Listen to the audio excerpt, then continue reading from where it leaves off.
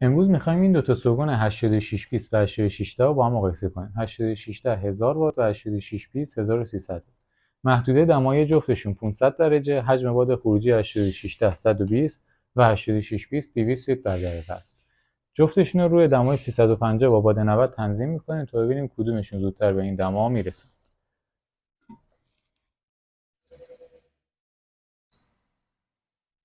جفتشون همزمان به این دما رسیدن. حالا روی کاغذ تست میکنیم و ببینیم کدومشون زودتر خنک میشه.